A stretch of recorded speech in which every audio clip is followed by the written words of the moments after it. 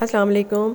परिज़ाद ड्रामे की last episode का सबसे प्यारा डायलॉग जो मैं अभी आपको सुनाने जा रही हूँ, it was delivered by the character of Parizaad and that was, जिसे पाने के लिए ज़माने को ज़माना लगता है वो मेरा मकसद कभी था ही नहीं, इसलिए जाना तो था।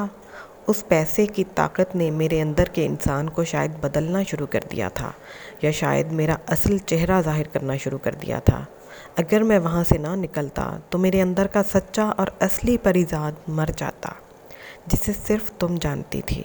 These were the most beautiful dialogues of this last episode. अगरचे उसको सिर्फ वही नहीं जानती थी, उसकी बहन भी जानती थी शायद वो ये बोल रहा था। और ये देखिए कितना गहरा डायलॉग है कि पैसा जिसे पाने के लिए लोगों को ज़माना लगता है, ज़माने को ज़माना लग जाता है पैसा पाने के लिए, और उसको भी काफ़ी टाइम लग गया।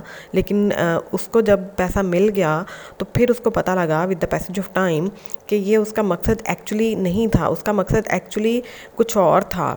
और बीच में उसको मोहब्बत हासिल करने की भी चाहत रही, तलब रही, तो वो भी उसने बाद में एक और डायलॉग में कहा कि ज़िंदगी मोहब्बत के बिना काटी जा सकती है, मकसद के बिना नहीं।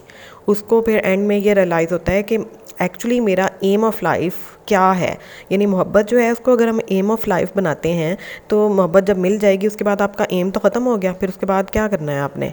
तो एम एक ऐसी चीज़ होती है जो लाइफ टाइम चलती है, मतलब जो कभी ख़त्म नहीं होता, जिसका हसूल जो है ना वो जितना आ जाए उतना और मतलब उसमें आने की गुंजाइश होती है। तो अब जो उसका मकसद है कि उसने यहाँ पे बच्चों को पढ़ाना है इन गरीब इलाके में या इस पसमानदा इलाके में लोगों की खिदमत करनी है, इस तरीके से ये वाला एक जो है ना वो प्रॉपर मकसद है, ये उसका प्रॉपर एम ऑफ लाइफ है जो कभी ख़त्म नहीं हो सकता। और अब उसको सेटिस्फेक्शन फ़ील हो रही है इसके बाद, और उसको लगा है कि अब मैं एक्चुअल जो मेरा अंदर है वो सेटिस्फाइड है। और जो वो कहता है कि अगर मैं वहाँ रहता तो शायद मेरे अंदर का सच्चा और असली परिज़ाद मर जाता। मतलब ये उसकी असलियत और उसकी सच्चाई यही थी कि जो एक्चुअली वो सोसाइटी में कंट्रीब्यूट करना चाहता था, उसकी असलियत ये नहीं थी कि वो पैसा हासिल करता।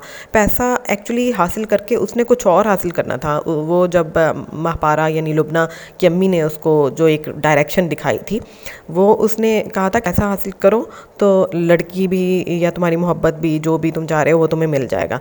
तो अब उसके पास पैसा है तो अब वो अपना ये वाला मकसद जो मोहब्बत वाला है वो तो उसको फिर भी ना मिला, अब उसको एंड पे बाय द एंड उसको मिला है उस वक्त जब उसको उसका एक्चुअल मकसद उसको मिल गया। उसका एक्चुअल मकसद उसको क्या मिला है कि उसने इस पसमानदा इलाके में तालीम के हसूल में लोगों की मदद करनी है और इस फील्ड में आना है। तो इस मकसद को हासिल करने के बाद उसको मोहब्बत भी अल्टीमेटली मिल गई है, अगरचे ये सबके साथ ऐसा नहीं होता, लेकिन बहरहाल उसका एक्चुअल मकसद जो है वो ये था लोगों की खिदमत। और ये भी पैसा हासिल करने के बाद ही मुमकिन हुआ है, इससे पहले तो शायद वो पढ़ा तो सकता था इस पसमानदा इलाके में, लेकिन यहाँ तक आने के लिए ये रास्ता उसको लेकर आया।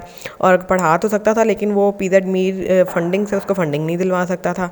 तो इसलिए पैसा भी इम्पॉर्टेंट है, लेकिन एक्चुअल लाइफ का पर्पस पैसा नहीं है, और वो एक फेक सा पर्पस है, जस्ट उसके पीछे नहीं लगना चाहिए। आपका एम ऑफ लाइफ कुछ और होना चाहिए।